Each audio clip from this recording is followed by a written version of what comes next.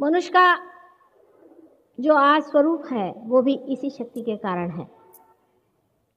यह शक्ति सब वस्तुओं में उसका धर्म स्थापित करती है। धर्म का मतलब आप लोग घबराइए नहीं, धर्म का मतलब होता है उसके अंदर का धर्म। जैसे एक अगर सोने का धर्म है कि ये खराब नहीं होता, कार्बन में 4 वैलेंसीज होती हैं, हर एक अणु रेणु में उसका धर्म होता है। बिच्छू बिच्छू जैसा होता है, सांप सांप जैसे होता है, इसी प्रकार मनुष्य मनुष्य जैसे होता है। मनुष्य का धर्म भी इसी शक्ति से स्थापित होता है और धर्म की स्थापना करने से ही मनुष्य आज इस दशा पे आ गया है। अलग अलग मनुष्य के धर्म है, क्वालिटीज हैं, वो उसमें आती जाती हैं और जब इस धर्म की स्थापना हो जाती है, इन 10 धर्मों की, तब मनुष्य की निर्मिति हो जाती है। इस महालक्ष्मी की शक्ति के कारण मनुष्य उस दशा में भी जा सकता है जहां उसे पहुंचना। इवोल्यूशनरी शक्ति ये आज अपना प्रेजेंट है, इस वक्त जो आप हैं वो शक्ति। इस प्रकार आपके अंदर तीनों काल स्थित हैं, एक भूतकाल पास्ट, एक भविष्यकाल फ्यूचर और एक ये समय प्रेजेंट, अभी आज इस वक्त इस क्षण। इस प्रकार की तीनों शक्तियां हमारे अंदर स्थित हैं और इन 3 शक्तियों के कारण ही आज मनुष्य इस दशा पर पहुंचा है जहां वो बैठा है।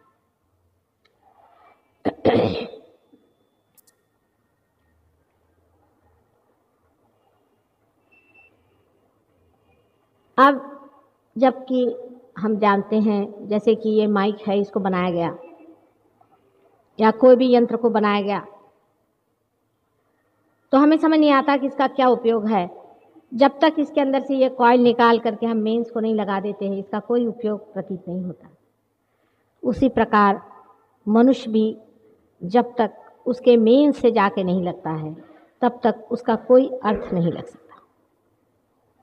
उसके बाद एक ही अर्थ इसका भी लगा है कि मेरी जो आवाज़ है वो इसके अंदर से बहनी चाहिए, एक ये हॉलो चीज़ हो जाती है। ये इंस्ट्रूमेंट इसलिए बनाया गया है कि ये मेरी आवाज़ को वहन करे।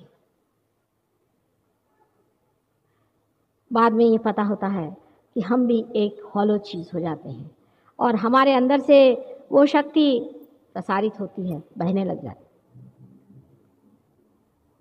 हमारे अंदर से वो चैतन्य की लहरियां बन करके हाथ से बहने लग जाती है, जिसे हम सर्वव्यापी परमात्मा की शक्ति मानते हैं और वो शक्ति प्रेम की शक्ति है, जो ये तीनों ही शक्तियों से परे सारी ही शक्तियों को लेकर के एक साथ बह रही है। उसमें तीनों ही शक्तियां होती हैं।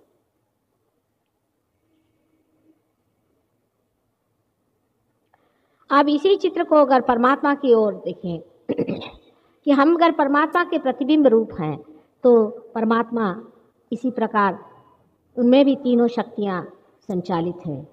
और जैसे कि इसी के अंदर के कोई छोटे छोटे सेल्स हम लोग बने हुए हैं, जैसे कि ये मैक्रोकोज्म है तो हम लोग माइक्रोकोज्म हैं, इस तरह से एक हम भी इनके अंदर इन्हीं के जैसे बने हुए अंदर में बैठे हुए हैं और हमको भी सिर्फ जागरूक होना है कि हमारे अंदर से वो सर्वव्यापी परमात्मा की शक्ति बहे। जब तक ये नहीं होगा तब तक आनंद आपको मिल नहीं सकता। जब तक ये गति नहीं आएगी आप अपने जीवन का लक्ष्य तय नहीं सकते। आप चाहे दुनिया की कोई भी चीज़ पा लें, आपको सुख नहीं मिल सकता, आप आनंद में नहीं आ सकते।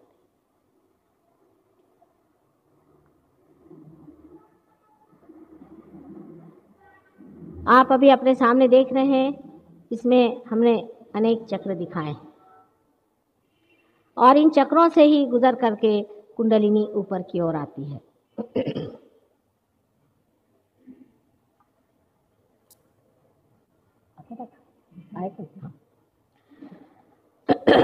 अब इन 7 चक्रों का मैं आपको वर्णन करती हूँ जो इसके अंदर है। अब अभी आप ये लोग शंका न करते बैठे रहें कि ये हैं या नहीं, या माता जी यूँ ही बातें कर रही। अगर आप एक साइंटिस्ट भी हैं तो भी साइंटिस्ट का मस्तिष्क, उसकी बुद्धि खुली होनी चाहिए। He must have an open mind कि एक हम हाइपोथेसिस आपके सामने रख रहे हैं, उसे आप स्वीकार करें, उसे आप देखें, और अगर वो घटित हो और वो अगर फलीभूत हो और उसका अगर साक्षात हो तब उसे आप मान लें।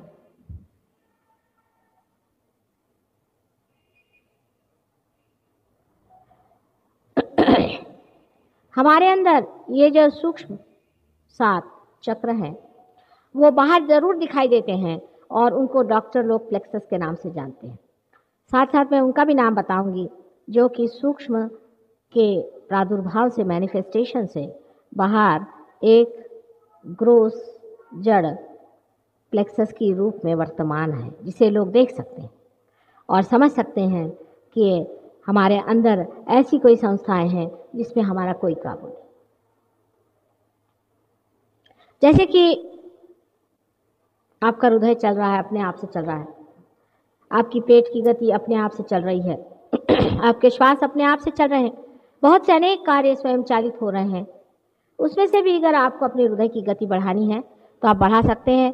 आप अगर दौड़ना शुरू कर दें तो आपके हृदय की गति बढ़ सकती है, लेकिन वो घटती है अपने आप से, उसको आप घटा नहीं सकते। श्वास की गति भी आप बढ़ा सकते हैं, घटा नहीं सकते। ये जो घटाने की क्रिया है ये भी स्वयं चालित है। एक तो जो कि आप बढ़ा सकते हैं, जिसको आप इमरजेंसी में उपयोग में ला सकते हैं, जिसको आप हथिया सकते हैं, वो संस्था है, वो सिंपैथेटिक नर्वस सिस्टम है। और वो है जिस पे आप कुछ भी नहीं कर सकते, वो पैरासिम्पैथेटिक। और सिंपैथेटिक मैंने आपसे जैसे कहा ये ईड़ा और पिंगला नाड़ी से चालित है, और पैरासिम्पैथेटिक से बीच की संस्था जिसे कि हम सुषुम्ना नाड़ी कहते हैं, उससे चालित है।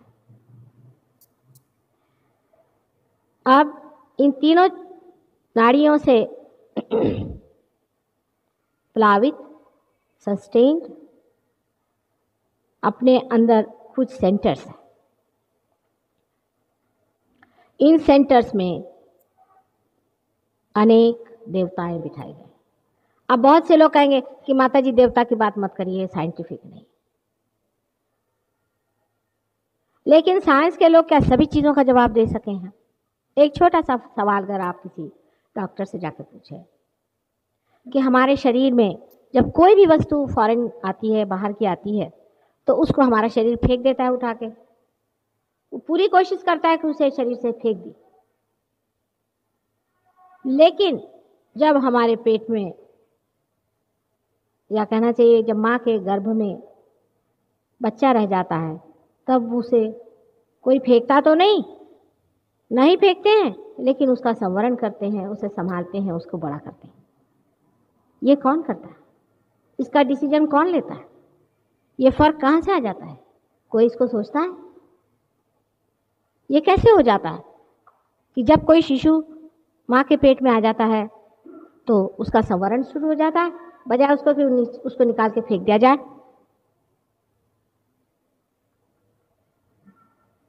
ऐसे अनेक प्रश्न हैं जिसका कोई उत्तर डॉक्टर नहीं दे सकते। एसिटिकोलिन और एड्रेनालिन नाम की 2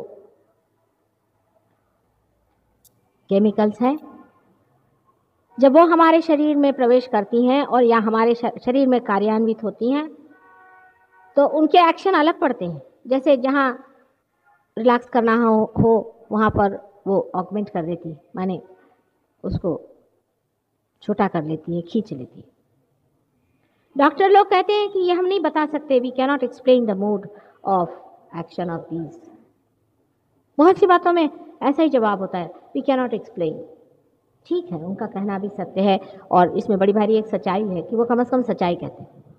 लेकिन इन लोगों की खोज क्योंकि बाहर से है, अंधेरे में से आप जब कहीं जगह आप जाते हैं तो आपको कुछ पूरी चीज़ दिखाई नहीं देती। एक चीज़ मिल गई, दूसरी चीज़ मिल गई, उसका कनेक्शन नहीं बन पाता। फिर आप एक ही चीज़ लेकर उसका विश्लेषण एनालिसिस करते करते जाते हैं, तब आप उस जगह जाके पहुँचते हैं जहाँ पूरी चीज़ जो सम्यक है उसको आप भूल जाते हैं। आप जानते हैं कि एक डॉक्टर एक आँख को देखेगा तो दूसरा डॉक्टर दूसरी आँख को देखता है। आपको अगर पूरा शरीर एग्जामिन करना है, कम से कम 60 डॉक्टर की जेब गरम करनी पड़ती है। जब मनुष्य एक ही है और उसकी कला, उसका संगीत, उसकी कविताएं वो कहाँ से आती, उसका भी किसी को कोई अंदाज नहीं है। क्योंकि जब आदमी बाहर से खोजता है तब ऐसा ही होता है। लेकिन एक बात हो सकती है कि इस अंधेरे कमरे में अगर एकदम से प्रकाश हो जाए तो सभी कुछ एकदम से जाना जा सकता है। यही हमारा सहयोग है। सभी सहजियों से विनती है, हमारे इस चैनल को सब्सक्राइब करके सहज को फैलाने में हमारी मदद करें। जय श्री माता जी।